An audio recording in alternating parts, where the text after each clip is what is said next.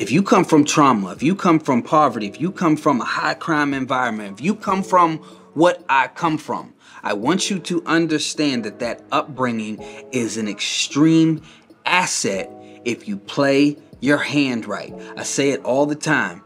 Trauma can be your asset. And I'm going to show you exactly how trauma can be your asset when we're talking about the central nervous system and succeeding and getting exactly what you want out of life. So, right, trauma can become your asset because you can predict where your central nervous system is going to fight you from success. Okay? And I'm going to give you an example. I'm going to be completely honest about my upbringing, right? What you want to do is, once you figure out what is for you in life, or you know what, before you even figure out what's for you, maybe this can help you get there. You want to sit down and explore everything that was normal in your childhood that shouldn't have been normal. Okay? If you're growing up now and you're like, yeah, I don't want my kids to see that, or I don't want that. Or even if you think it was okay because it made you who you are, it still shouldn't be normal. And I'm gonna run through some of the list from my childhood, right? Like credit cards in our names as a kid. Should not have happened. Father not in the home, shouldn't happen.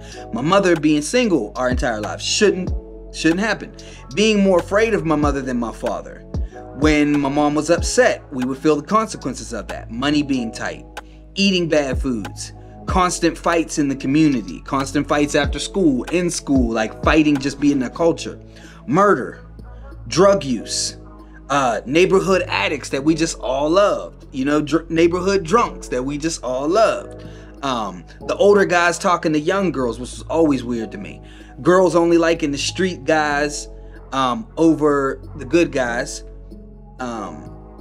Everyone promoting only sports and chasing women, ignoring other avenues. Like I remember growing up, it was, you playing football? You playing football? But nobody really cared about anything else. It was, are you playing football and are you getting the girls?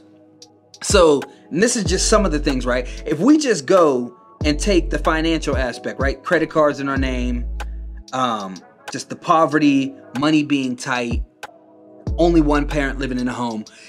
When you look at this section, I can go ahead and assume that I might be financially illiterate somewhere because I grew up in this environment of financial illiteracy. Okay? And once you can spot that and label it, you can go on that journey for the next year. And hear me clearly. Do it with compassion and do it with love. I got to remind myself that I got to tell other people to go into it with optimism. I have to stop assuming that other people are going to be optimistic. This isn't the time to beat yourself up or beat your family up. Like my mother was a great mom. Don't get it twisted. You know what I mean? I respect her. I do everything to strive to be like her. These are just some of the things that need to change. So this ain't the time to beat yourself up. You do this with the intention of uprooting it in order to get something out of life. So the financial aspect, I can assume something's an issue there. Let's say like my father not being in a home and my mom being single. I might have some relationship issues. Matter of fact, I know I got some relationship issues. And I'll talk about that in another video. Eating habits, fights, and murder and drug use. Like all of these just creating this sense of, who knows? I still haven't gotten to the bottom of what that's created, right? Older guys talking to young girls. Everyone always promoting the girls turned a lot of us into womanizers, where we slept with women. We didn't care much about their feelings. We didn't even care to really get to know who a woman is and what women are. It was just how to have sex with them. So this is why trauma can be your greatest asset, because all of these things have programmed my central nervous system. Because when researching financial stuff, you can feel overwhelmed, you can feel anxious. Going places about financial literacy or banking events, you can feel a little anxious, like you don't belong there.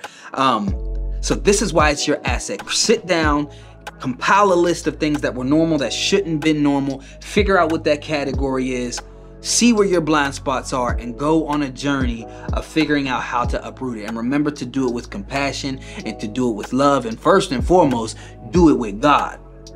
So my name's Seth Whitted, author of Breaking Negative Cycles. I come from a low income, high crime environment filled with beautiful people. I've broken many environmental cycles, family cycles, generational cycles.